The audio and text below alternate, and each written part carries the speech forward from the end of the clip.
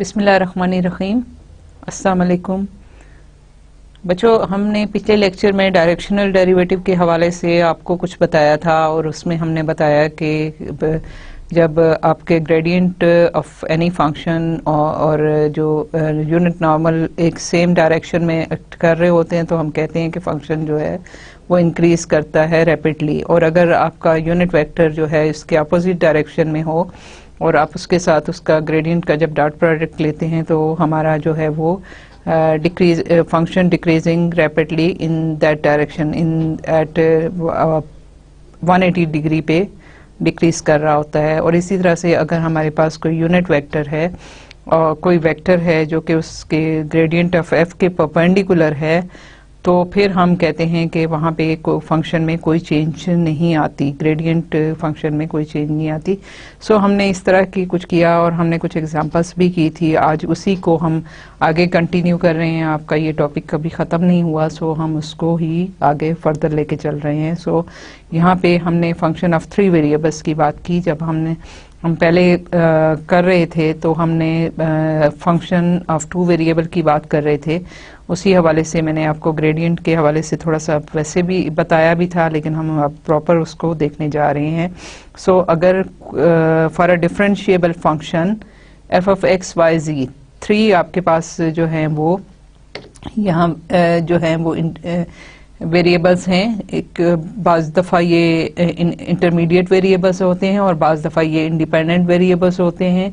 Depend कर रहा होता है कि अगर आप इसको फर्दर क्लासिफाई करते हैं और इसको विद रिस्पेक्ट टी का फंक्शन बना लेते हैं तो ये इंटरमीडिएट होंगे, अदरवाइज ये आपके इंडिपेंडेंट वेरिएबल कंसिडर होते हैं। So for a differentiable function F F X Y C and a unit vector, ठीक है, u which is u1 in i direction इसका कंपोनेंट है, u2 j डायरेक्शन में इसका कंपोनेंट है और u3 k डायरेक्शन में इसका कंपोनेंट है। सो हमारे पास एक फंक्शन है, डिफरेंशिएबल फंक्शन है और एक यूनिट वेक्टर है जिसकी मैग्नीट्यूड जो है वो 1 है in space.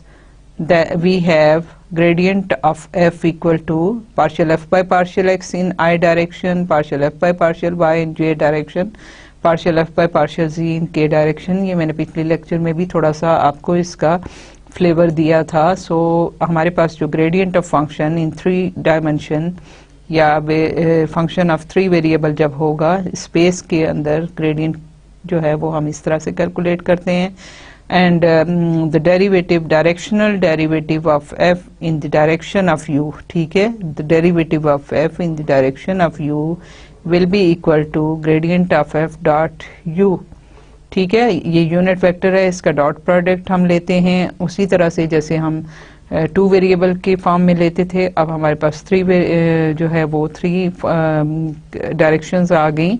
So it will be, जब इनका डॉट प्रोडक्ट आपने लिया, इन दो का लिया, तो आई डॉट आई जो है 1 हो जाता है, जे डॉट जे भी 1 हो जाता है और के डॉट के भी आपके पास 1 हो जाता है। सो आपके पास जो है वो जब डॉट प्रोडक्ट लिया तो partial F by partial X इसका फर्स्ट कंपोनेंट के साथ, partial F by partial Y second components के साथ और partial F by partial Z third component के साथ मल्टीप्लाई होता है। और ऑब्वियसली ये डॉट प्रोडक्ट है, सो आपको एक स्केलर क्वांटिटी, ये आपको नंबर मिलेगा। So the directional derivative can be written in the form duf, ठीक है, which is equal to del f dot u equal to the magnitude of gradient of f multiplied by the magnitude of this unit vector which is 1, or angle between the cos of the angle between gradient of f and unit vector u which is theta, ठीक है। तो ये cos of theta जो है वो आपके पास हो जाएगा एंड विच इज, अब क्योंकि u जो है वो आपका यूनिट वेक्टर है, सो इस मैग्नीट्यूड इज 1, सो हम इसको लिख सकते हैं ग्रेडियंट ऑफ f की magnitude multiplied by cos theta. At any given point f increases most rapidly in the direction of del f, ठीक है। हम यही एग्जैक्टली वही बात कर रहे हैं, अब हम 3 डायमेंशन की बात कर रहे हैं। सो हम कह रहे हैं कि function increases most rapidly in the direction of del F if, ठीक है, डायरेक्शन ऑफ डेल एफ जब आपके पास ये एंगल जो है थीटा जो है वो 0 होगा, जब आपके पास u और डेल f सेम डायरेक्शन में होंगे तो आपके पास हम कहते हैं कि फंक्शन जो है वो इंक्रीज करता है most rapidly in the direction of del F.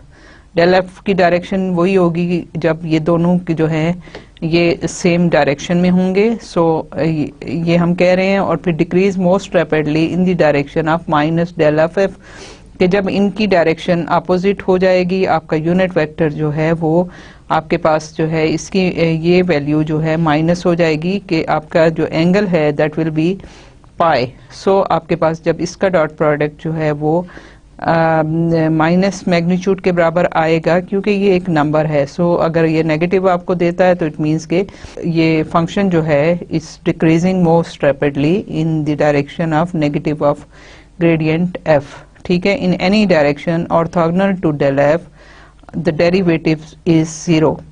ठीक है, तो आपके पास क्या है कि आपका जो है डेरिवेटिव है that will be 0 in any direction which is orthogonal to del of F. हमें डेरिवेटिव फाइंड आउट करना है function F F X Y Z equal to X cube minus X Y square minus C at point this in the direction of this. पहले हम ये करते हैं कि हमारे पास फंक्शन जो गिवन है वो हम लिखते हैं, that is F F X Y Z equal to X cube minus X square minus सी।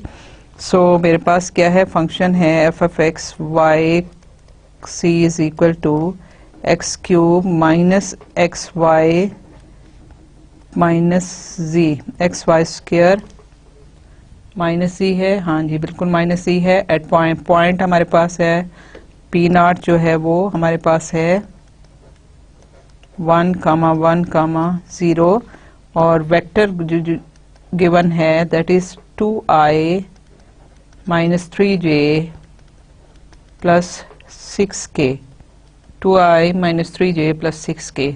तो पहले हमने इसके जो डेरिवेटिव फाइंड आउट करने हैं eight this point in the direction of this. तो पहले हम ये कर लेते हैं कि हम इसका यूनिट वेक्टर फाइंड आउट कर लेते हैं इन द डायरेक्शन ऑफ v। तो उसके लिए क्या हम करेंगे कि हमारे पास जो यूनिट वेक्टर आएगा that will be the vector v divided by the magnitude of the vector v। So this is equal to 2i minus 3j plus 6k और divided by magnitude of this क्या होगी 2 square plus 3 square plus 6 square under root. So ये आपके पास आ जाएगा 2 2 jar 4, 3 3 jar 9 और 6 6 jar 36। सो आपके पास क्या है 36 प्लस 9 प्लस 4। सो आपके पास जो है 9 और 4 49 है, और 49 किसका स्क्वायर किसका स्क्वायर होता है दैट इज 7। सो हमारे पास जो है ये वैल्यू आ जाएगी 2 divided by 7 i minus 3 divided by 7 j plus 6 divided by 7 k। ये आपका यूनिट वेक्टर है जिस डायरेक्शन में आपने इसका डेरिवेटिव फाइंड आउट करना है एट दिस पॉइंट। ठीक है, सो हमारे पास क्या है, हम पहले इनके डेरिवेटिव्स फाइंड आउट कर लेते हैं। एफ ऑफ एक्स क्या होगा that is partial F by partial x है, तो वो आपके पास आ जाता है 3x square minus Y square. इसी तरह से एफ ऑफ वाई आपके पास है जो होगा माइनस 2xy, और एफ ऑफ जी आपके पास है वो दैट इज इक्वल टू -1। सो हमारे पास जो है पॉइंट इस पे जो है वो एफ ऑफ एक्स। सो मैं gradient of F at point 1 1 0 जो है वो लिख सकती हूँ F of X I plus F of Y J plus F of C के एट द पॉइंट 1 1 0। तो ये हमने सब्स्टिट्यूट, अगर इनमें सब्स्टिट्यूट करें तो आपके पास क्या आता है, एक्स और वाई दोनों 1 1 हैं। सो 3 माइनस 1 दैट इज 2i। ठीक है, प्लस इसमें जो है ये 1 और 1 है तो ये आपके पास -2 आ जाएगा, -2j और -k। ठीक है, सो हमारे पास ये वैल्यू आ गई। सो अब इसका जो डेरिवेटिव की वैल्यू है del F at 1, 1 dot unit vector जो है इन दैट डायरेक्शन, तो ये आपके पास जो है वो हमें क्या मिलेगा, that is 2i minus 2j minus k dot product with u, that is 2/7i minus 3/7j plus 6/7k। जब आप इसकी डॉट प्रोडक्ट इसके साथ लेते हैं तो आपके पास जो है वो ये वैल्यू आ जाती है 4/7, 2 मल्टीप्लाई इसके साथ किया तो ये 4/7 आ गया, माइनस और माइनस प्लस हो गया, ये प्लस 6/7 हो गया, ठीक है, और माइनस और प्लस माइनस आ गया, और यहाँ पे अगेन ये 6/7 आ गया। So this is equal to 4/7। So आपकी जो है ग्रेडियंट की वैल्यू आ गई, डेरिवेटिव, ठीक है, derivative of this function at this point in the direction of v जो है वो आपको ये वैल्यू 4/7 मिल गई। अब दूसरा जो हम काम करने जा रहे हैं वो उसमें क्या चाहिए हमें, in what direction does f change most rapidly at p0। So हम क्या करेंगे कि हम जो है वो हमारे पास ये यूनिट वेक्टर है और इसकी हमने डायरेक्शन फाइंड आउट कर ली। So what are the rates of change in these direction. So हमने जो है वो ग्रेडियंट f की डायरेक्शन लेनी है इस पॉइंट पे और उसके रेट ऑफ चेंज जो है वो हमने फाइंड आउट करने हैं। सो हमारे पास जो है वो हमने डायरेक्शन चेंजेस मोस्ट रैपिडली, ठीक है, तो f जो है वो चेंज मोस्ट रैपिड, तो आपने दोनों दो हैं, एक तो इंक्रीज करेगा मोस्ट रैपिडली और एक डिक्रीज करेगा मोस्ट रैपिडली। सो हमारे पास जो है वो जो इस पॉइंट पे आपके पास ग्रेडियंट का जो वेक्टर आ गया वो ये वेक्टर है। सो इस डायरेक्शन में आपके पास जो है वो फंक्शन मोस्ट रैपिडली इंक्रीज करेगा और इसके माइनस डायरेक्शन में विद नेगेटिव साइन जो है वो आपका मोस्ट रैपिडली डिक्रीज फंक्शन करेगा। सो हमारे पास जो है वो रेट ऑफ चेंज जो है वो ये आ जाते हैं और इन डायरेक्शंस में आपके पास जो है वो मोस्ट रैपिडली इंक्रीज करेगा। ये डायरेक्शन आपको गिवन है जो हमने कैलकुलेट की एट दिस पॉइंट, ठीक है, ये वाली डायरेक्शन है डेल f एट 1,1,0 जो है ये आपकी डायरेक्शन है 2i minus 2j minus k। सो आपके पास जो है इसमें इंक्रीज करेगा मोस्ट रैपिडली और जो माइनस डायरेक्शन है इसकी माइनस डेल f, ठीक है, at 1,1,0 that is minus 2i plus 2j plus k, ठीक है, ये डायरेक्शन है जिसमें मोस्ट रैपिडली डिक्रीज करेगा। उसके बाद हमने क्या फाइंड आउट करना है, what are the rates of change in these directions. तो रेट ऑफ चेंज जो है इन डायरेक्शंस में आपके पास आएंगे जो हम, so the rate of change जो है इन डायरेक्शंस में हम कैलकुलेट करेंगे वो हमारे पास इनकी मैग्नीट्यूड्स होगी। सो डेल f जो है वो आपके पास आ जाएगा 2 square plus minus 2 square plus minus 1 square एक है जो कि इंक्रीज कर रहा है, that is 4 plus 4 plus 1 square root that is 3 और जो माइनस है डेल f का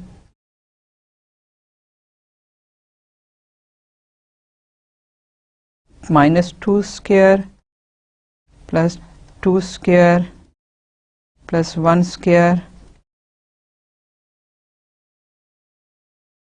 दैट इज अगेन 3। लेकिन आप देखिए कि ये हमने इसकी जो रेट है वो इस डायरेक्शन में है, लेकिन आपके पास जो है इस यही मैग्नीट्यूड है लेकिन इसके साथ नेगेटिव साइन आएगा। सो आपके पास डिक्रीज कर रहा है, सो इसके साथ माइनस साइन के साथ आपके पास जो है ये वैल्यू -3 आएगी। सो आपके पास जो रेट ऑफ चेंज है वो इंक्रीज कर रहा है in the direction of gradient f और डिक्रीज कर रहा है, मोस्ट रैपिडली डिक्रीज कर रहा है in the direction of minus gradient of f that is equal to -3। So यहाँ हमने इस तरह से इसको कैलकुलेट कर लिया।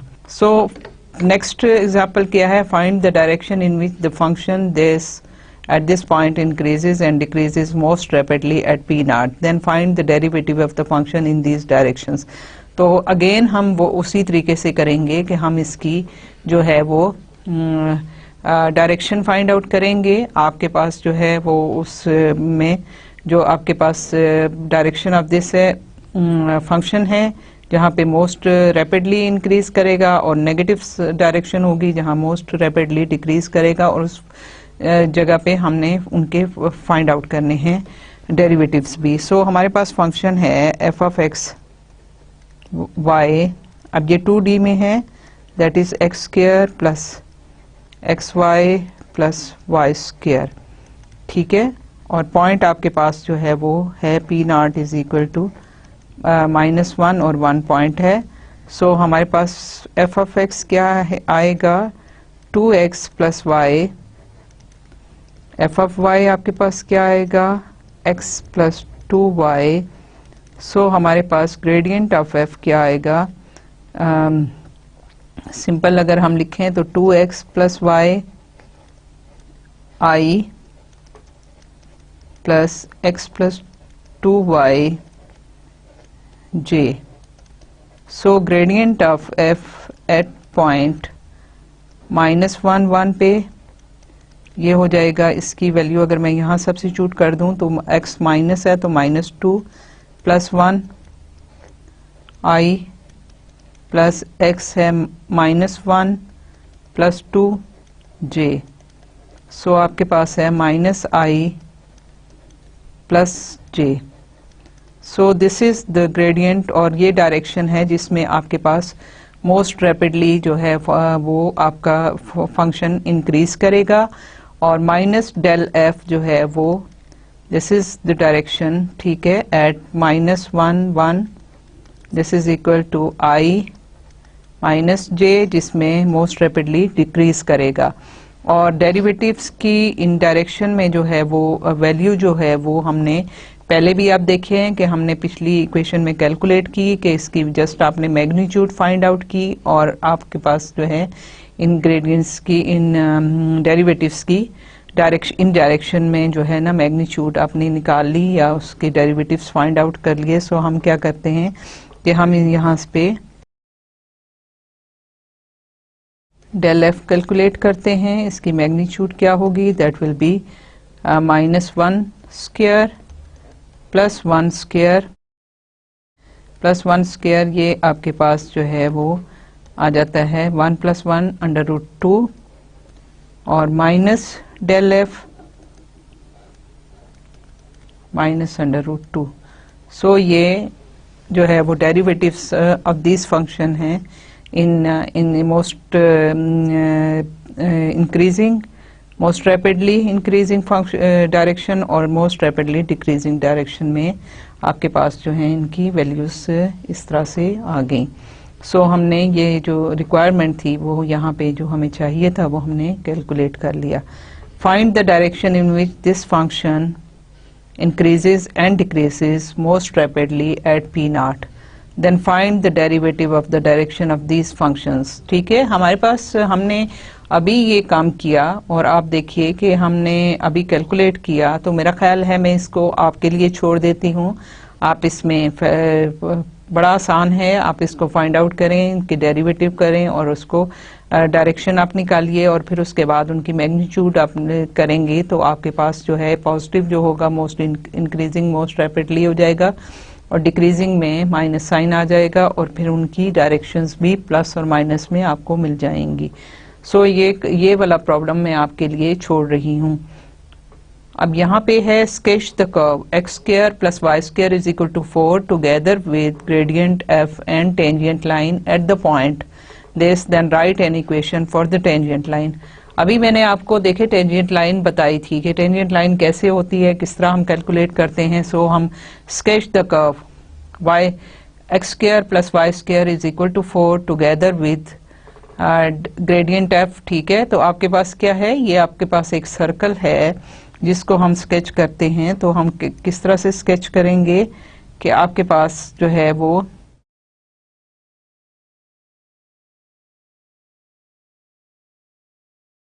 ये आपके पास सर्कल की इक्वेशन आ जाएगी जिसका रेडियस जो है वो 2 है और X square plus Y square ये सर्कल है। तो मैंने इस तरह से कोऑर्डिनेट सिस्टम लिया, सो मेरे पास ये वैल्यू आ गई। और आपने अंडर रूट 2 और ये एंगल जो है अगर मैं इसको देखूं तो ये आपके पास जो एक्स एक्सिस के साथ अगर मैं इसको यहाँ पे इस तरह से लिख लूँ एक्स और वाई, तो ये 45 का एंगल है जहाँ पे ये आपके पास जो है 2 यूनिट है रेडियस।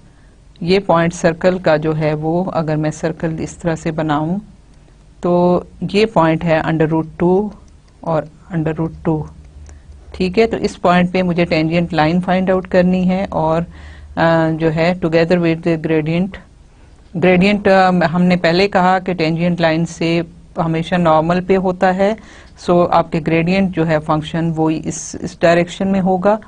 और N equation for the tangent line. Tangent line में क्या है कि अगर हमने देखा कि हमारी जो टेंजेंट लाइन है वो अगर कोई भी इस लाइन को हम कंसीडर करें, यहाँ पे ये पॉइंट आपके पास x नॉट y नॉट है, तो आपके पास जो है वो line x minus x not i plus y minus why not j, जब हम इसका डॉट प्रोडक्ट लेते हैं with del f at this point x not y not, तो ये आपको टेंजेंट लाइन देता है। ठीक है, हमने ऐसे ही कैलकुलेट किया था ना। सो अब यहाँ पे ग्रेडियंट f के लिए हम पहले ग्रेडियंट f कैलकुलेट करते हैं। तो कैलकुलेट करने के लिए पहले हम f ऑफ x कैलकुलेट करेंगे। तो ये हमारे पास क्या आएगा, partial bye partial x of this thing. ठीक है, आपके पास यहाँ पे लेवल कर्व जो है वो बनती है F of x Y. Level curve जो है वो क्या होती है, सी होती है, और यहाँ पे ये एफ ऑफ एक्स वाई जो है वो X square plus Y square है, सी जो है वो 4 है। सो आपके पास ये F of x Y equal to this thing है। तो आपके पास क्या है, ये 2x हो गया। इसी तरह से एफ ऑफ वाई आपके पास जो है वो 2y हो गया। सो आपके पास ग्रेडियंट ऑफ f जो है वो इक्वल आ गया 2x i प्लस 2yj। और इस पर्टिकुलर पॉइंट पे हम लें अगर तो क्या है, under root 2 comma under root 2 ये पॉइंट है, तो ये हो जाएगा 2 under root 2 i plus 2 under root 2 j। ये आपके पास ग्रेडियंट की वैल्यू आ गई। सो यहाँ मैं सब्स्टिट्यूट करूंगी और तो मेरे पास ये वैल्यू जो है del f at point x not y not, और इसका डॉट प्रोडक्ट अगर मैं उस लेती हूँ तो ये मैं इसको कैलकुलेट करूँ। ठीक है, with the tangent line x minus x not i plus y minus why not j, और मैं इसको भी ये जो है वो पॉइंट है under root 2 comma under root 2, तो this will become equal to ये, इसको मैंने इसमें मैं सब्स्टिट्यूट किया तो मेरे पास ये वैल्यू आ गई। तो ये है 2 under root 2 i plus 2 under root 2 j with dot product x क्या है, x मेरे पास आ गया x माइनस एक्स नॉट है under root 2 i plus y minus under root 2 j, तो ये आपके पास आ गया 2 अंडर रूट 2 i, तो ये हो गया 2 under root 2 x minus under root 2 plus इसके साथ हमने किया तो ये 2 under root 2 y minus under root 2, और ये लाइन जो है that will be equal to 0। ठीक है, सो यहाँ से आपके पास आ गया 2 under root 2 x plus 2 under root 2 y is equal to, यहाँ से आप देखिए तो ये आपके पास आ जाता है 4 और यहाँ पे भी ये भी आपके पास 4 है, 4 माइनस 4 दोनों माइनस हैं, तो ये आपके पास 4 और 4 ऐड हुए तो ये आपके पास 8 आ जाता है। सो आपके पास √2 x plus y is equal to 8 divided by 2 √2, this is 4 by √2। So आपके पास जो है 4 बाई √2 ये आंसर आ जाता है। इसको मतलब फर्दर भी आप सिंप्लीफाई कर सकते हैं। सो आपके पास जो है वो इक्वेशन जो है वो इस तरह से आपके पास आ जाती है। Then write an equation for the tangent line. So हमने ये टेंजेंट लाइन जो है वो कैलकुलेट कर दी और ग्रेडियंट भी आपने कैलकुलेट कर दिया। Tangent line eight this point भी हमने कर ली, ठीक है। सो हम यहाँ पे इसको कैलकुलेट हमने किया। सो नेक्स्ट जो एग्जांपल है, sketch the curve xy is equal to -4 together with gradient and the tangent line at the point 2 -2, then write an equation for the tangent line. So अभी मैंने आपको बताया स्केच करना, कैसे आप स्केच करेंगे ज़रा प्लीज़ आप प्रैक्टिस कीजिए। मैं इसको स्केच तो नहीं करती, लेकिन मैं आपको ये जो ग्रेडियंट है एफ और टेंजेंट लाइन इस पॉइंट पे जो है वो उसकी इक्वेशन करके बता देती हूँ और ये आपका काम है, प्लीज़ आप कीजिएगा। मैं इसलिए छोड़ रही हूँ ताकि आपको स्केच करने की भी थोड़ी सी प्रैक्टिस हो और आपको आइडिया हो कि ये कर्व आपकी किस तरह की बनती है। सो हम क्या करेंगे, हमारे पास कर्व जो है वो ये है। सो हमारे पास लेवल कर्व क्या बनती है, F of x Y is equal to C, ये लेवल कर्व है, ठीक है। सो यहाँ पे हमारे पास जो है वो एफ ऑफ एक्स वाई जो है वो आता है एक्स वाई, ठीक है। सो हमारे पास एफ ऑफ एक्स जो है वो है वाई और एफ ऑफ वाई जो है वो है आपके पास एक्स। कांस्टेंट है सी, तो सी चाहे प्लस हो चाहे माइनस हो, हमने उसको कंसीडर यहाँ नहीं किया। ये आप जब स्केच करेंगे तो ऑब्वियसली आप कंसीडर करेंगे। So the gradient of F जो है वो आपके पास आ गया वाई आई प्लस एक्स जे, और इस पर्टिकुलर पॉइंट पे जब हम लेंगे तो फिर ग्रेडियंट एफ एट 2 -2 क्या आएगा, यहाँ वैल्यू सब्स्टिट्यूट करें तो -2i प्लस 2j, ये आपकी ग्रेडियंट एट दिस पॉइंट आ गया। फिर टेंजेंट लाइन आपने कैलकुलेट करनी है, तो टेंजेंट लाइन के लिए आपके पास क्या है, हम इसका जो है dot product x minus x naught के साथ लेते हैं। सो हमारे पास gradient of f at 2 -2 dot x minus x not i plus y minus why not j, और x नॉट y नॉट क्या है 2 -2, दिस इज इक्वल टू 0, ये आपकी इक्वेशन आएगी। सो यहाँ मैं कैलकुलेट करूँ तो मेरे पास ये है -2i प्लस 2j डॉट, और x माइनस एक्स नॉट क्या है, x नॉट आपके पास है 2i plus y plus 2j, this is equal to 0। So dot product आपने लिया तो -2x minus 2 plus 2y plus 2 is equal to 0, जो आपको -2x plus 2y plus 4 equal to 0। So -2x plus 2y is equal to -8, और ये आपके पास आ जाता है माइनस,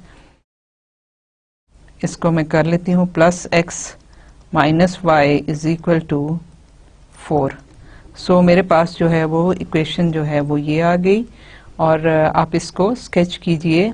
आपके पास जो है ये टेंजेंट लाइन ये आ गई, और इसका जो नॉर्मल होगा वो आपको gradient F eight this point जो है वो ये वाला वेक्टर आपको उस डायरेक्शन में उसके perpendicular to the tangent line जो है ये आपके पास ग्रेडियंट वेक्टर है, इसीलिए तो इसका डॉट प्रोडक्ट इक्वल टू 0 है, अदरवाइज तो नहीं होना चाहिए ना। नेक्स्ट हम थोड़ा सा आगे बढ़ते हैं और हम देखते हैं कि हमारी एक्सट्रीम वैल्यूज और सैडल पॉइंट्स क्या होते हैं। एक्सट्रीम वैल्यू आपको पता है कि जब भी आपके पास कोई बाउंडेड रीजन हो और या क्लोज्ड इंटरवल, जो हमने सिंगल वेरिएबल के हवाले से बात की थी कि जब भी हमारे पास क्लोज्ड इंटरवल होगा तो हम जो है हमारे पास ज़रूर उसकी एक्सट्रीम वैल्यूज़ होंगी, ठीक है। इसी तरह से मैक्सिमम और मिनिमम जो है उसके एग्जिस्ट करते होंगे और लोकल मैक्सिमम मिनिमम जो है वो किसी भी रीजन में जहां हम कंसिडर कर रहे हैं अपने फंक्शन को, वहां पे मौजूद होंगे। सो हम यहाँ पे 2 वेरिएबल और 3 वेरिएबल के हवाले से बात कर रहे हैं कि अगर हमारे पास क्लोज और बाउंडेड रीजन होंगे तो हमारे पास एक्सट्रीम वैल्यूज जो हैं वो एग्जिस्ट करेंगी। चलें हम देखते हैं कि किस तरह से हम इसको आगे लेके चलते हैं। सो कंटिन्यूस फंक्शन ऑफ 2 वेरिएबल्स, ठीक है। कि पहली बात जो हम सिंगल वेरिएबल के हवाले से भी बात कर रहे थे, तो हमारे फंक्शन को कंटिन्यूस होना जरूरी है। सो हम कहते हैं कि continuous function of 2 variable assume extreme values, ठीक है। कि आपके कोई भी कंटिन्यूस फंक्शन ऑफ 2 वेरिएबल है, they assume extreme values on closed bounded domains, ठीक है। कि अगर क्लोज और बाउंडेड डोमेन होंगे तो वो एक्सट्रीम वैल्यूज उनकी जरूर होंगी।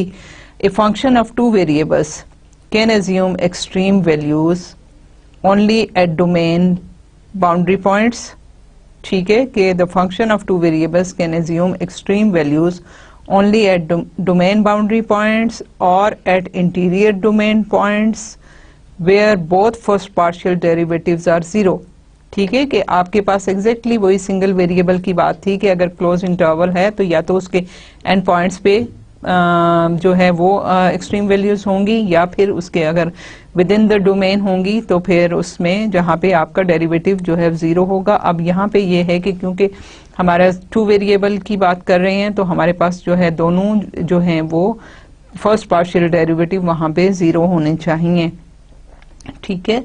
अगर इंटीरियर ऑफ द डोमेन है या फिर बाउंड्री पॉइंट पे आपकी एक्सट्रीम वैल्यूज होंगी, और वेयर वन और both of the first partial derivatives fail to exist.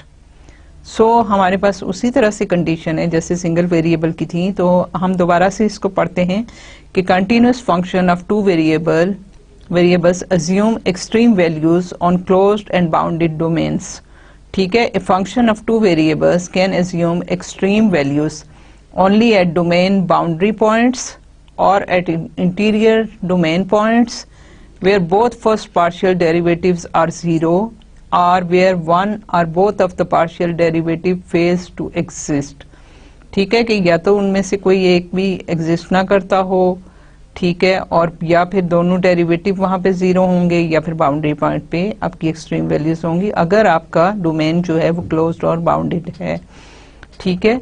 However, the vanishing of derivatives at an interior point AB does not always signal the presence of the extreme value, ठीक है। क्या हुआ कि vanishing of derivatives at an interior point AB does not always signal the presence of an extreme value। जिस तरह से हमने कहा ना कि कंटिन्यूस फंक्शन के लिए फर्स्ट डेरिवेटिव जो हैं उनका एग्जिस्ट होना ज़रूरी नहीं है, जो हम 2 और 3 वेरिएबल की बात करते हैं। कि हम जिस तरह से सिंगल वेरिएबल की बात करते थे कि फंक्शन जो है वो अगर कंटिन्यूस है तो वहाँ डेरिवेटिव और डेरिवेटिव की एग्जिस्टेंस जो है वो उसकी कंटिन्यूटी को इम्प्लाई करती थी। यहाँ ऐसे नहीं है, यहाँ पे जो है वो हमें एक्सट्रीम वैल्यूज जो हैं वो इंटीरियर पॉइंट पे अगर डेरिवेटिव वेनिश कर रहे हैं तो इसका ये ज़रूरी नहीं है कि वो एक्सट्रीम वैल्यूज़ हों और हमें एक्सट्रीम वैल्यूज़ क्लोज इंटरवल में मिलें। So the derivative test for local extreme values, ठीक है। लोकल एक्सट्रीम का मतलब यह है कि हो सकता है बहुत सारी एक्सट्रीम वैल्यूज हैं जिसमें मैक्सिमम मिनिमम हैं, लेकिन एक तो आपके पास लोकल है कि उसके नेबरहुड में वो एक पीक आती है। जिस तरह से कोई कर्व इस टाइप की हो तो ये सारे के सारे जो अपर वो हैं जहाँ डेरिवेटिव 0 हो रहे हैं वो आपकी मैक्सिमम वैल्यू होंगी, लोकल मैक्सिमम होंगी। इसी तरह जो नीचे जो डीप आपके पास जाता है फंक्शन, वहाँ पे आपकी लोकल मिनिमम वैल्यू जो हैं वो आपको मिलती हैं। So local extreme values of a function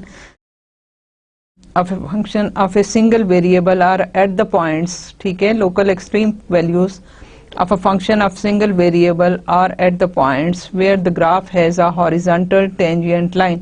ठीक है कि आपके पास जो सिंगल वेरिएबल में हमने देखा था कि जहां टॉप पे वापस टर्न करता है वहां पे आपका उसका डेरिवेटिव आपका हॉरिजॉन्टल लाइन आ जाती है, सो डेरिवेटिव जो है वहां पे 0 हो जाता है। इसी तरह से आपकी जो टेंजेंट लाइन है मिनिमम पॉइंट पे वहां भी आपकी हॉरिजॉन्टल लाइन आती है, सो आपकी टेंजेंट लाइन हॉरिजॉन्टल होती है। सच पॉइंट्स आर रिप्रेजेंटिंग इधर लोकल मैक्सिमा और लोकल मिनिमा। ठीक है कि आपके लोकल मैक्सिमम है या लोकल मिनिमम है, और पॉइंट्स ऑफ इन्फ्लेक्शन।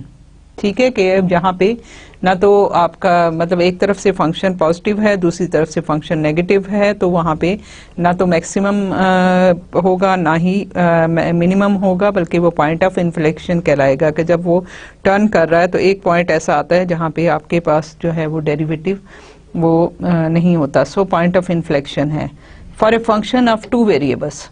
ठीक है, अब क्या है कि हमने ये देखा कि हमारे पास सिंगल वेरिएबल के हवाले से ये चीजें थी। अब अगर हम टू वेरिएबल की बात करते हैं तो फिर क्या होता है कि फंक्शन ऑफ टू वेरिएबल जब होगा, such points can be found where the surface z is equal to F of x Y has a horizontal tangent plane. अब ये टेंजेंट लाइन की बात हम कर रहे थे, अब ये है कि अगर हॉरिजॉन्टल टेंजेंट प्लेन आपको मिले तो फिर हम इन पॉइंट्स पे जो है वो मैक्सिमा और मिनिमा जो है वो फाइंड आउट कर सकते हैं। So for a function F of x y of two variables such points can be found where the surface z equal to F of x Y has a horizontal tangent plane. ठीक है, local maxima correspond to mountain peak on the surface z equal to F of x y. ठीक है, local maxima क्या है कि ये जो mountain peaks हैं, ठीक है, आप देखें कि ये एक आपके पास कर्व है जहां पे आपके पीक आ रही है, जहां पे इस तरफ जो है ये आपका इंक्रीजिंग फंक्शन है, इधर डिक्रीजिंग फंक्शन है, तो ये आपको लोकल मैक्सिमा दे रहे हैं। अच्छा, इसी तरह से यहाँ देखिए फंक्शन आपका इंक्रीज कर रहा है और यहाँ इस पॉइंट के बाद इधर डिक्रीज कर रहा है, तो दिस इज द पॉइंट के जहाँ पे आपका लोकल मैक्सिमा जो है वो एग्जिस्ट कर रहा है। सो जब आपका फंक्शन पहले इंक्रीज करे और फिर डिक्रीज करे विद इंक्रीजिंग फंक्शन वेरिएबल जो आपके इंडिपेंडेंट हैं, तो फिर आपका ये लोकल मैक्सिमम होगा। यहाँ भी लोकल मैक्सिमम है और उसके बाद local minimum corresponds to the valley bottoms. ठीक है कि जिस तरह एक वैली होती है पहाड़ों के दरमियान में, और उसका जो बॉटम है वो पॉइंट जहाँ पे आपका पहले फंक्शन डिक्रीज कर रहा है और फिर फंक्शन इंक्रीज कर रहा है, तो वहाँ पे आपने जो है ये सारे टेस्ट जो हैं वो सिंगल वेरिएबल के लिए किए हुए हैं। सो यहाँ पे आपको लोकल मिनिमम जो है वो वैल्यू मिलेगी। So no smaller value of f near by, कि इससे मिनिमम इससे छोटी वैल्यू आपको इसके नेबरहुड में कहीं नहीं मिलेगी। इसी तरह से इससे ग्रेटर वैल्यू आपको इसके नेबरहुड में कहीं नहीं मिलेगी सिवाय इन पॉइंट्स के। So these are the value जहाँ पे लोकल मैक्सिमा या लोकल मिनिमा जो है एग्जिस्ट करते हैं। Such points the tangent planes when they exist। ठीक है, at such points the tangent planes when they exist are horizontal। ठीक है, उसकी टेंजेंट प्लेन जो है यहाँ पे जो भी होगी सरफेस अगर आप देखें तो ये हॉरिजॉन्टल सरफेस होगी। Local extrema are also called the relative extrema. ठीक है, रिलेटिव एक्सट्रीमा के आप आपस में जो इनके रिलेटिव स्पेसिस हैं उसमें वो अपनी पीक की वैल्यूज देंगे। As with functions of a single variable the key to identify the local extrema is a first derivative test। ठीक है, ये इसी तरह से है जैसे हम सिंगल वेरिएबल की बात करते हैं कि उनको आइडेंटिफाई करेंगे फर्स्ट डेरिवेटिव टेस्ट जो हैं वो अब। लेकिन अब क्योंकि ये फंक्शन ऑफ टू वेरिएबल है, so partial derivative first partial derivative जो हैं वो हमें चाहिए होंगे। डेफिनेशन फिर हम इसको प्रॉपर किस तरह से डिफाइन करते हैं, ये तो एक चीज थी जो मैंने आपको एक उससे जनरल उसमें आपको एक कॉन्सेप्ट दिया कि क्या होते हैं, तो हम इसको डेफिनेशन में प्रॉपर तरीके से हम किस तरह कर सकते हैं। Local maximum and local minimum let f of x y be defined on a region R containing the point A B. ठीक है, ये ए बी जो है एक पॉइंट है उस रीजन के अंदर। ठीक है, और ये फंक्शन है ये उस पॉइंट पे डिफाइंड है। Then F of A B is local maximum value ठीक है। तो फंक्शन की वैल्यू जो है वो at this point is the local maximum value of F if F of A B is greater than और equal to F of x Y for all domain points x Y. वही मैंने कहा ना कि उसके उस नेबरहुड में कोई पॉइंट भी उससे ग्रेटर वैल्यू ना हो। सो क्या है कि F of A B is a local maximum value of f if f of a b is greater than or equal to f of x y for all domain points x y, ठीक है, in an open disk centered at a b, कि उसके एक आपने उसके गिर्द एक neighbourhood में एक डिस्क बना ली, एक सर्कल बना लिया और उस सर्कल में नियर बाय जो है वही है कि उसके आसपास कहीं पे भी कोई पॉइंट जो है ना आपको ना मिले, मैक्सिमम जो वैल्यू फंक्शन की है वो आपको वहाँ पे मिले, उसके अलावा बाकी सारी वैल्यूज जो हैं वो less than values of function at A B हों। फिर क्या है कि F of A B is a local minimum value of F, ठीक है, F of A B is a local minimum value of function F if F of A B is less than और equal to F of x Y for all domain points x y on open disk centered at a b। ये भी मैंने आपको exactly कहा कि अगर आप एक पॉइंट ए बी लेके उसके नेबरहुड में पॉइंट्स ड्रा करते हैं तो वो पॉइंट आपका सबसे लेस वैल्यू उसकी होगी in the neighbour as compare to the neighbouring points. So that will be the local minimum point for f, वो आपके फंक्शन की मिनिमम वैल्यू होगी लोकल, क्योंकि लोकल हम इसलिए कह रहे हैं कि हो सकता है वो फंक्शन यहाँ पे आपको लोएस्ट वैल्यू दे और थोड़े फासले पे जाके उसकी के फंक्शन पे और कहीं पे भी आपको वो लोकल वैल्यू जो है उस एक और वैल्यू जो है वो मिनिमम आपको उसके नेबरिंग पॉइंट्स के हवाले से मिनिमम वैल्यू दे। जैसे हमने यहाँ पे आप देखिए कि हमने जो फिगर बनाई थी उसमें यहाँ पे दो आपके पास मैक्सिमम वैल्यूज थी, ठीक है, कि आप इसके नेबरहुड में आपको कोई पॉइंट इससे ग्रेटर नहीं मिला, इसके नेबरहुड में आपको कोई पॉइंट इससे ग्रेटर नहीं मिला, लेकिन थोड़ा सा फासले पे जाके एक ये ग्रेटर है, ये अगर इससे कंपेयर करें तो ये ग्रेटर है लेकिन इसके नेबरहुड में नहीं है, थोड़े से फासले पे है। सो इसलिए हम इसको लोकल कहते हैं कि हमने वो थोड़ा सा एरिया चेक किया है, थोड़े से एरिया के बाद हम जब कहीं और जाएंगे तो मे बी हमें और वैल्यू भी इस तरह की मिल जाए। सो हम जो है वो इसकी बात इस तरह से कह रहे हैं कि अगर ओपन डिस्क है जो कि सेंटर्ड एट ए बी है तो यहाँ पे ये आपके लोकल मिनिमम वैल्यू होगी। फर्स्ट डेरिवेटिव टेस्ट, अब हमने देखना है जो हमने पहले सिंगल वेरिएबल के हवाले से बात की थी, तो इसी तरह से हम यहाँ पे इसके भी फर्स्ट और सेकंड डेरिवेटिव टेस्ट जो हैं वो हम देखेंगे। तो first derivative test for local extreme values, ठीक है, कि आपके लोकल एक्सट्रीम वैल्यूज के लिए फर्स्ट डेरिवेटिव टेस्ट कैसे है कि if F of x Y has a local maximum, ठीक है, कि if F of x Y has a local maximum और local minimum value at an interior point A B of its domain, ठीक है, कि आपके पास ये डोमेन है जिसकी कोई हमने यहाँ पे कोई बाउंड्री एज सच नहीं दी हुई, लेकिन ये आपके पास एक पॉइंट है जो जिसको हम कंसीडर कर रहे हैं कि दिस इज द ए और बी आपके पास पॉइंट है। So it will have a local maximum और मिनिमम, यहाँ हमने मैक्सिमम वैल्यू आपको बताई और इसके अलावा मिनिमम वैल्यू अगर ये डीप इस तरह से होगा तो मिनिमम वैल्यू होगी at this interior point of its domain and if the first partial derivative exist there, अगर वो एग्जिस्ट करते हैं, ठीक है, then the partial derivative of the function with respect to x will be 0 at this point and partial f by partial y at this point will also be equal to 0. so उसके जितने भी partial derivative हैं इस point पे वो 0 होंगे क्योंकि ये जो plane है at this particular point will be a horizontal plane, ठीक है, तो आपके दोनों डेरिवेटिव जो हैं इस पॉइंट पे आपके पास जो हैं वो 0 होंगे। So you will have the first derivative test for local extreme values.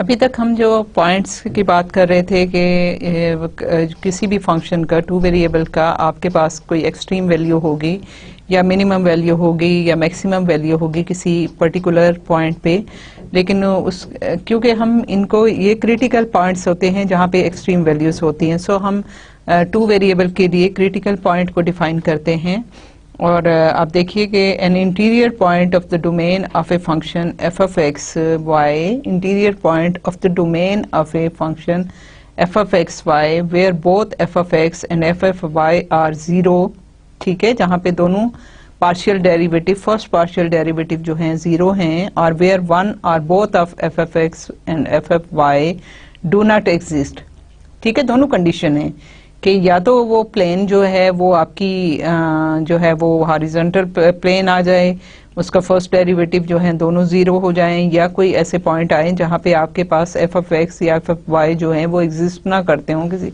Particular point पे।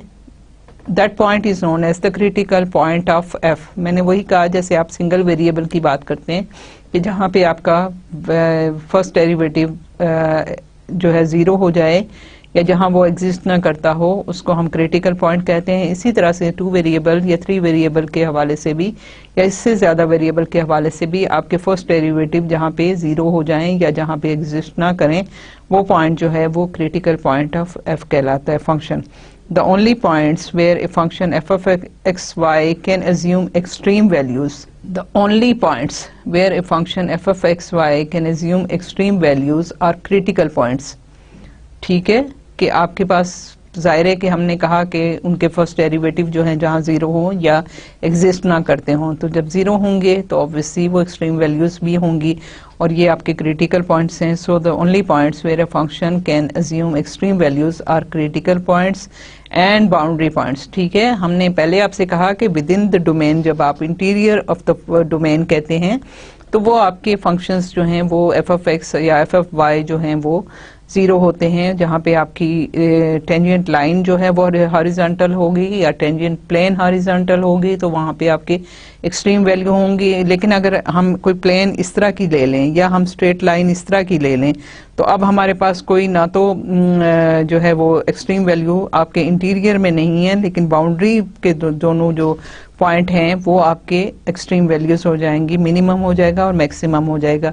इसी तरह से अगर कोई वेव है लेकिन वो कहीं पे भी आपको नहीं दे रही, लेकिन आपका रीजन जो है या डोमेन जो है वो क्लोज है, तो आपकी एक्सट्रीम वैल्यू जो है मिनिमम या मैक्सिमम आपके होंगे। सो यही बात हम कह रहे हैं कि these extreme values are either critical points हैं एंड बाउंड्री पॉइंट्स हैं, ठीक है, जहाँ पे एक्सट्रीम वैल्यूज हो सकती हैं। As with differentiable functions of a single variable, not every critical point gives rise to a local extremum, ठीक है। आपके पास हम सिंगल वेरिएबल की भी बात ऐसे ही करते थे ना, कि हमारे पास जो है कि हर क्रिटिकल पॉइंट जो है वो हमें कोई एक्सट्रीम लोकल एक्सट्रीम वैल्यू नहीं दे रहा, मिनिमम या मैक्सिमम नहीं दे रहा। A differentiable function of a single variable might have a point of inflection, ठीक है। हमने सिंगल वेरिएबल के हवाले से बात की थी कि हमारे पास एक पॉइंट ऑफ इन्फ्लेक्शन आता है जहाँ पे फंक्शन जो है वो आपका जो है वो टर्न करके इस तरह से वेव बनाता है या इस तरह से वेव बनाता है, जहाँ पे एक पॉइंट आता है जहाँ पे आपके पास पॉइंट जो है वो डेरिवेटिव एग्जिस्ट नहीं कर रहा होता है, तो वो पॉइंट ऑफ इन्फ्लेक्शन कहलाता है। तो सिंगल वेरिएबल में तो वो ये कंडीशन थी कि पॉइंट ऑफ इन्फ्लेक्शन था। तो आपके पास जो है जब हम 2D में आते हैं या 2 डायमेंशनल या 3 डायमेंशनल में आते हैं, तो फिर हमारे पास जो है differentiable function of 2 variable might have a saddle point, ठीक है। अभी देखिए यहाँ सिंगल वेरिएबल में पॉइंट ऑफ इन्फ्लेक्शन था, लेकिन अब ये है सैडल पॉइंट है। अब देखिए हम घोड़े की ऊपर जो होता है उसके ऊपर जो हम सैडल होती है ना, जो जिसको रख के फिर उसके ऊपर बैठा जाता है, तो आप देखें उसकी शेप किस तरह की होती है कि वो आपके पास जो है वो आपको यहाँ से जो घोड़े पे होता है वो इस तरह से होता है, लेकिन अगर उसको साइड से देखें तो वो इस तरह होता है कि एक एक्सिस के हवाले से वो आपका पॉजिटिव पैराबोला सा बना रहा है और दूसरे एक्सिस के हवाले से वो आपका नेगेटिव पैराबोला सा बना रहा होता है।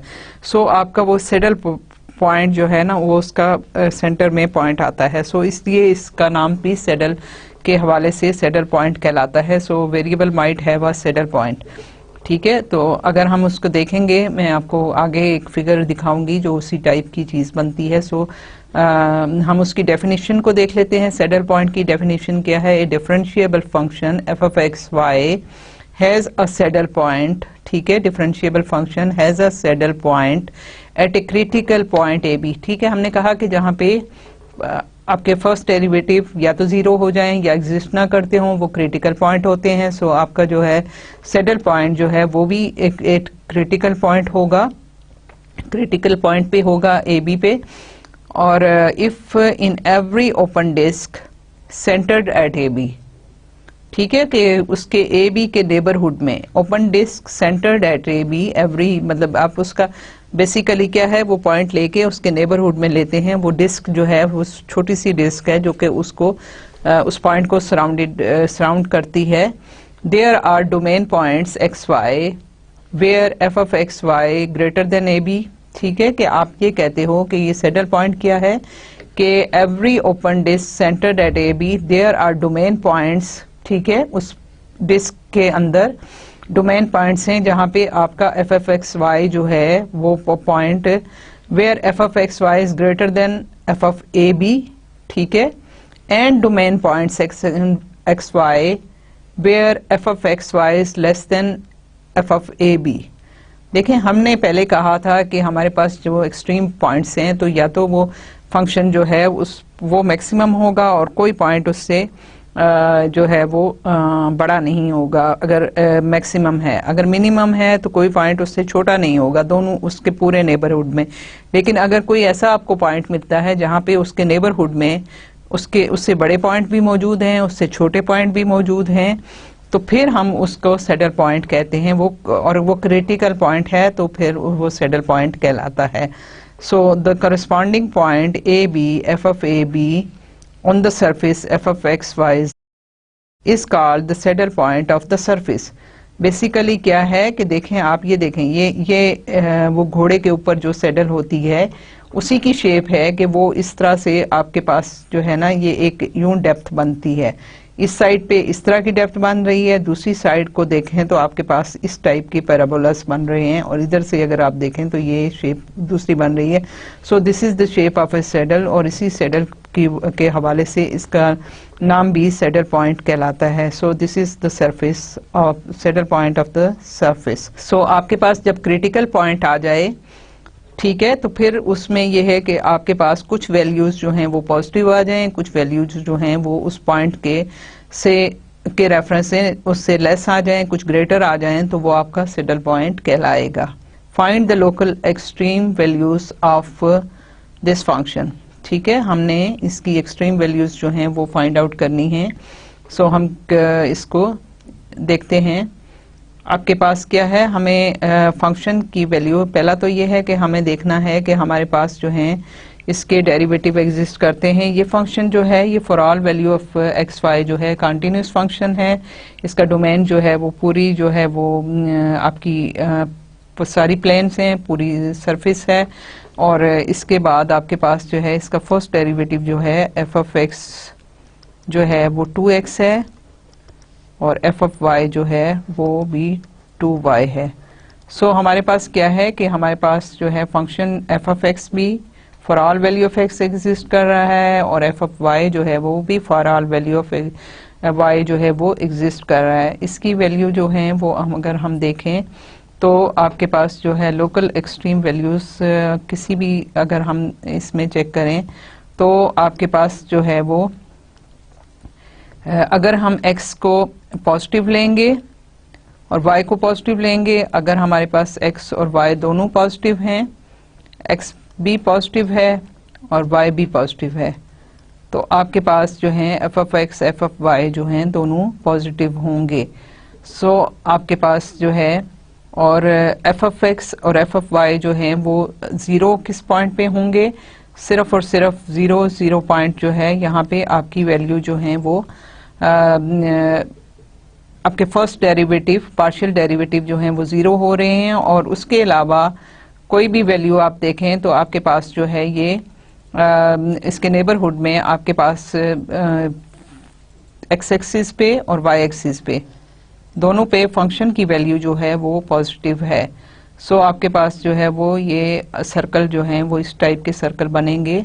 So this is the local minima, ठीक है। ये आपका जो 0 पॉइंट है ये आपका लोकल मिनिमम पॉइंट है, इसलिए कि इसके नेबरहुड में आपके पास जो है फंक्शन की वैल्यू जो है वो ऑलवेज पॉजिटिव है। सो आपके पास ये लोकल मिनिमम जो है वो आपका 0 पॉइंट है। उसके अलावा आपके पास जो लोकल मैक्सिमम पॉइंट है वो आपके पास कोई भी नहीं होगा, क्योंकि ये हमारे पास जो है वो पूरे रीजन में ये फंक्शन जो है वो एग्जिस्ट करता है और इसके डेरिवेटिव भी तमाम वैल्यूज पे एग्जिस्ट करते हैं। सो यहाँ पे हम अगर चेक करें तो हमारे पास जो है वो फंक्शन की ये शेप बनती है। सो यहाँ पे ये जो वैल्यू है ये आपके पास जो ओरिजिन पे है वो हमें लोकल मिनिमम वैल्यू देता है function. Find the local extreme value if any of function this, ठीक है। आपके पास क्या है, आपके पास है एफ ऑफ एक्स जो है ये एक्स और वाई पूरी प्लेन में एग्जिस्ट करता है। सो आपका डोमेन जो है वो ओपन है। और एफ ऑफ एक्स आपके पास है -2x, एफ ऑफ वाई आपके पास है 2y, और ये एफ ऑफ एक्स और एफ ऑफ वाई 0 हैं at they are 0 at only point 0 पे, ठीक है। ये इस पॉइंट पे हैं। अब अगर हम फंक्शन की वैल्यू देखें तो एफ ऑफ एक्स और वाई 0 पे देखें तो क्या है कि आपके पास इसकी वैल्यू -x² है, और एफ ऑफ 0 और y की वैल्यू देखें तो ये आपके पास y² है। So for all value of x जो है ये आपके पास नेगेटिव वैल्यू है। सो आपके पास फंक्शन जो है वो आपके पास जो है एक्स एक्सिस पे नेगेटिव है, और आपका y जो है अगर y एक्सिस के हवाले से देखें तो ये आपका पॉजिटिव है। So with in the neighbourhood of this point 0 आपकी कुछ वैल्यूज जो हैं वो पॉजिटिव हैं, कुछ वैल्यूज जो हैं वो नेगेटिव हैं। सो ये आपका जो पॉइंट है 0 ये आपका सैडल पॉइंट कहलाता है, ठीक है। ये आपका सैडल पॉइंट है क्योंकि आपके पास जो है ये कुछ वैल्यूज पॉजिटिव हैं, कुछ वैल्यूज जो हैं वो नेगेटिव हैं। जो हमने डेफिनेशन देखी थी सैडल पॉइंट की कि उसके नेबरहुड में आपके पास जो है कुछ वैल्यूज जो हैं वो greater than function value at that point आ जाएंगी, और कुछ वैल्यूज जो हैं वो ग्रेटर देन होंगी, कुछ लेस देन होंगी, तो वो आपका सैडल पॉइंट होगा। तो यहाँ पे आप देखिए कि आपके पास जो है वो एग्जैक्टली आपके पास जो है वाई एक्सिस जो है वो